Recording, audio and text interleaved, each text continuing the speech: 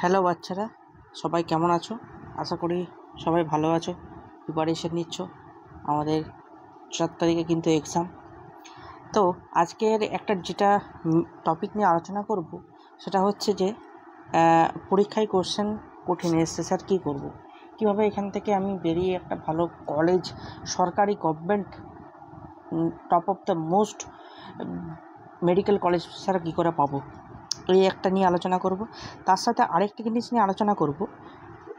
First এটা, second আরেকটা জিনিস নিয়ে আলোচনা করব, সেটা হচ্ছে স্যার খুব টেনশনে আছি, কিছুই মনে থাকছে না। এই জিনিসটা নিয়ে আমি এখন আলোচনা করব। এটা খুবই কমন হচ্ছে স্টুডেন্টদের, এবং আমি যখন ওই সময়ে প্রিপারেশান নিচ্ছিলাম ঠিক আমারও একই কন্ডিশন হয়েছিল। তো এখান থেকে স্যার বেরিয়ে আসার কী উপায় রয়েছে, আমি সেটা তোমাদের সঙ্গে আজকে ডিসকাশন করব। চলো শুরু করা যাক আজকের টপিক। প্রথমত যেটা নিয়ে সেটা হচ্ছে স্যার প্রশ্ন কঠিন এসছে, স্যার কী করব। দেখো, প্রশ্ন কঠিন এসছে, এখান থেকে বাঁচার একটাই উপায়, সেটা হচ্ছে যে তোমাকে প্রথমত প্রশ্ন সহজ করতে গেলে, প্রশ্ন যদি সহজ করতে হয় তাহলে তোমাকে বারংবার রিভিশন দিতে হবে। কি বললাম? বারংবার রিভিশন দিতে হবে। এবার তুমি বলবে স্যার রিভিশন তো দিচ্ছি, তাও যে যদি কোশ্চেন কঠিন আসে কী করব। তার কিছু ট্রিক্স আছে, সেই ট্রিক্সটা নিয়ে আমি তোমাদের সঙ্গে সেটা আলোচনা করব। প্রথম ট্রিক্স হচ্ছে কি, পরীক্ষার হলে আনকমন কোশ্চেন এলে কী করব। দেখো, পরীক্ষার হলে আনকমন যদি কোশ্চেন আসে, প্রথমত কোশ্চেন দেখে কোনোভাবেই ঘাবড়ে যাবে না, নার্ভাস ফিল করবে না, কোনোভাবেই নার্ভাস ফিল করবে না। কারণ তুমি যদি নার্ভাস হয়ে যাও কোনোভাবেই পরীক্ষার হলে, তাহলে কিন্তু তুমি যে সহজ কোশ্চেনগুলো ছিল তুমি সেগুলো কিন্তু হাতছাড়া হয়ে যাবে। অতএব মাথাটা ঠান্ডা রাখবে, কারণ তোমার হাতে এখনও সুযোগ আছে সেইখান থেকে বেরিয়ে আছে। স্যার সেই সুযোগটা কি? সুযোগটা হচ্ছে প্রথমত তোমাকে সেই কিছু সহজ যে কোশ্চেনগুলো, যেগুলো তুমি পারবে মনে হচ্ছে, যেগুলো খুব সহজ কোশ্চেন, সেগুলোকে তোমাকে ফার্স্টে অ্যাটেম্প করতে হবে। প্রথম কাজ তাহলে কি, যেগুলো আমার সহজ কোশ্চেন সেটাকে আমার অ্যাটেম্প করা, এটা গেল ফার্স্ট। সেকেন্ড কি? সেকেন্ড হচ্ছে তুমি যখন যেগুলো তোমার ডাউট মনে হচ্ছে, যে কোশ্চেনগুলো তোমার ডাউট মনে হচ্ছে, সেই কোশ্চেনগুলোকে নিয়ে তুমি একবার ভাববে, চিন্তাভাবনা করবে। এবারে তুমি চিন্তাভাবনা করার পরে যদি তুমি শিওর থাকো, 100% যদি শিওর থাকো, তবে গিয়ে তুমি রাইট চিহ্ন দেবে, নাহলে কিন্তু দেবে না, কোনো রাইট চিহ্ন দেবে না। বুঝতে পারলাম? আমি আরেকবার বলছি। প্রথমে কোশ্চেন যদি আনকমন আসে, তখন ফার্স্ট তোমার যেটা প্রেফারেন্স হবে সহজ কোশ্চেনগুলোকে করা। সেকেন্ড তোমার কাজ হবে কি, যে কোশ্চেনগুলো তোমার ডাউট আছে সেগুলো নিয়ে একটু চিন্তাভাবনা করা, এবং যেটা তোমার 100% ডাউটের পরে গিয়ে তুমি শিওর হচ্ছ যে হ্যাঁ এটা 100% হতে পারে, সেটা গিয়ে তুমি রাইট চিহ্ন দেবে।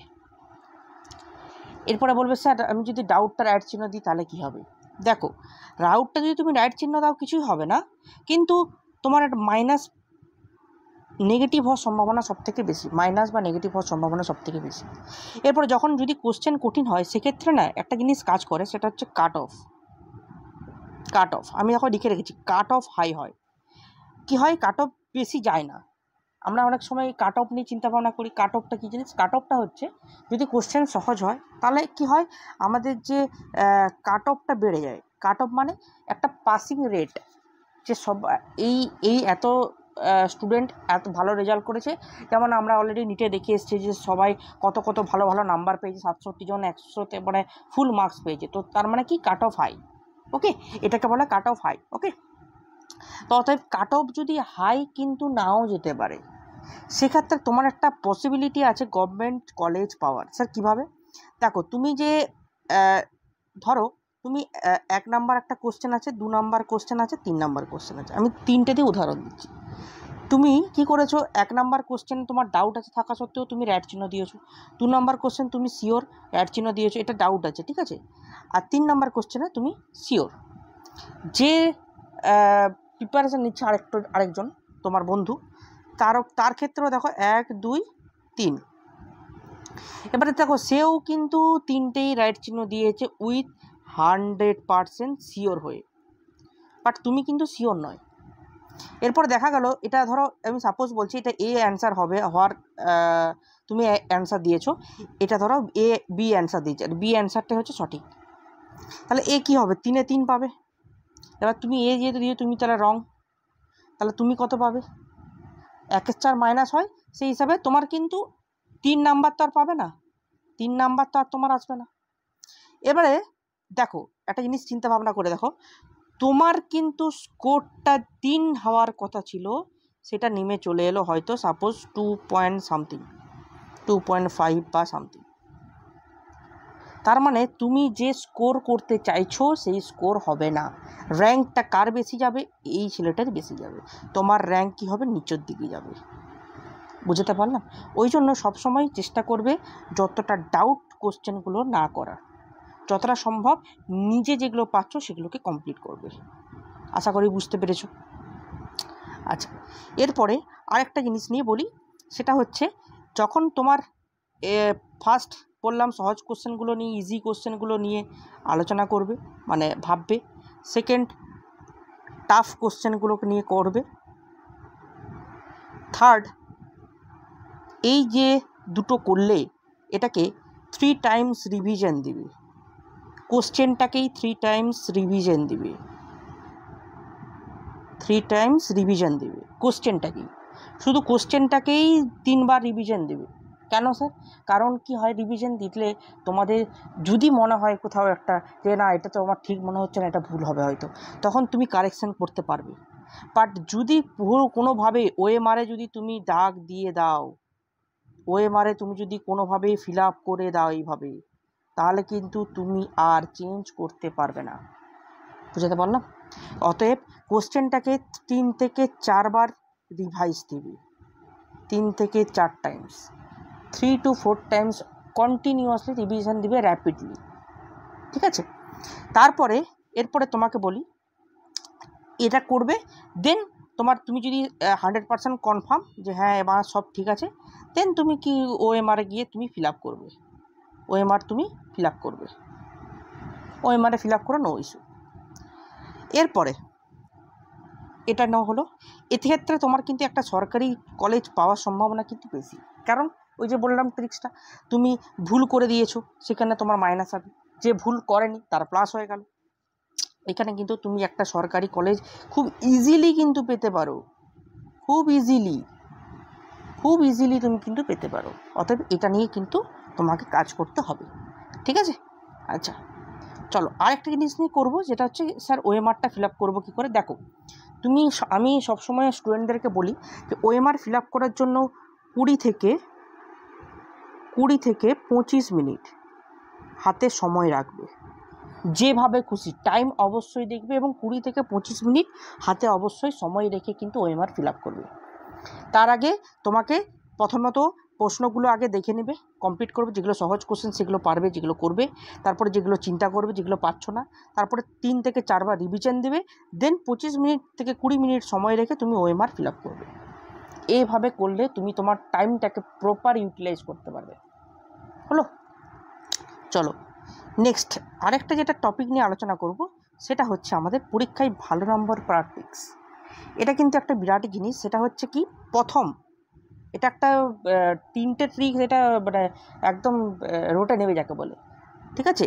প্রথমত টেক্সট বুক যেটা আছে তোমাদের নিজস্ব যে টেক্সট বুক, সেটাকে বারংবার রিভাইজ দিবে, বারংবার। সেকেন্ড, 10 থেকে 20টা প্র্যাকটিস সেটের পরীক্ষা দেবে পার ডে, এখন থেকে পার ডে 10 থেকে 20টি প্র্যাকটিস সেটে পরীক্ষা দেবে, এবং সেটা কোথায় দিবে স্যার? ওএমআরে দেবে। স্যার ওএমআর কোথায় পাবো? ওএমআর তুমি যদি তোমার কাছে না থাকে তুমি আমাকে এসএমএস করবে, আর এতক্ষণ যদি ভিডিওটা ভালো লেগে থাকে অবশ্যই লাইক শেয়ার একটা সাবস্ক্রাইব করে দিও, এবং পাশে থাকা বেল আইকনটা অবশ্যই কিন্তু ক্লিক করে দিও এরকম নোটিফিকেশান সুন্দর সুন্দর ভিডিও পাওয়ার জন্য। ওএমআর পাওয়ার জন্য আমাকে এসএমএস করবে হোয়াটসঅ্যাপে 9064476305, আমি তোমাকে ওএমআর প্রোভাইড করে দেবো, তুমি সেই ওএমআরে পরীক্ষা দিতে পারবে। ওকে? এরপরে তুমি যে ওএমআরটায় পরীক্ষা দিলে এবং প্র্যাকটিস সেট যেটা তুমি পরীক্ষা দিলে, সেই ওএমআর প্লাস প্র্যাকটিস সেট কিন্তু তোমাকে বিবেচনা করতে হবে যে আমি ঠিক করলাম তো, কোনগুলো ভুল গেছে, যেগুলো ভুল গেছে সেগুলো একটা খাতায় একটা খাতায় নোট করে রাখবে, ঠিক আছে? একটা খাতায় নোট করে রাখবে, ঠিক আছে? যেগুলো আমার ভুল গেছে, এই ভুলটা যেন আমার পরীক্ষায় না হয়। অবশ্যই স্যার ওএমআরটা কি নোট করব? ওএমআর আবার স্যার কিছু নোট করার ব্যাপার আছে? অবশ্যই আছে। ওএমআর নোট করার একটা ব্যাপার আছে, যেটা হচ্ছে যে তোমার ধরো তুমি কি করেছো 1 নাম্বার 2 নাম্বার, তুমি তো এইভাবে ওএমআরগুলো থাকে, তো ঠিক আছে, এইভাবে থাকে। এবার তুমি 1 নাম্বারটা ঠিক করেছো, 2 1 মানে বি অপশানটা রাইট চিহ্ন করেছো, ঠিক আছে, এটাও ধরো B, A B C D. এবার তুমি এখানে বিটা করেছো ভুল করে, হয়তো তোমার 1-এর জায়গায় বি হওয়ার কথা ছিল, তুমি হ্যাঁ ঠিক আছে ও ঘরে করছি তো। এটা কোনোভাবেই করবে না, ঘরেও করবে না। কেন বলছি স্যার? কারণ এই জিনিসটাই তোমার প্র্যাকটিসে হয়ে যাবে, এবং তুমি পরীক্ষার হলেও যে জিনিসটাই করবে, যে আমার এটা মনে হচ্ছে এটা ভুল, পরীক্ষার হলে ওএমআরটা এভাবে কেটে তার পাশে সি নাম্বারটা এভাবে গোল করে দেবে। এটা রং। ঘরে যখন প্র্যাকটিস করবে সব সময় প্রপারভাবে এইভাবে ওএমআর প্র্যাকটিস করবে, একদম ওএমআরটা যেন হয় নিট অ্যান্ড ক্লিন, ঠিক আছে? তারপরে তুমি যখন মিলাচ্ছ, তুমি রাইট চিহ্ন দাও বা কাটা চিহ্ন দাও, যা খুশি করো, অসুবিধা নেই। বাট যখন পরীক্ষা দেবে টাইম মেনটেন করে, অবশ্যই এই জিনিসটা কিন্তু অবশ্যই টাইম মেনটেন করে এক্সাম দিবে। ঘরেও দিবে 1.5 ঘন্টা এক্সাম, সবসময় টাইম মেনটেন করে, ঠিক আছে? তো এই জিনিসগুলো বললাম, এই জিনিসগুলো ফলো করো।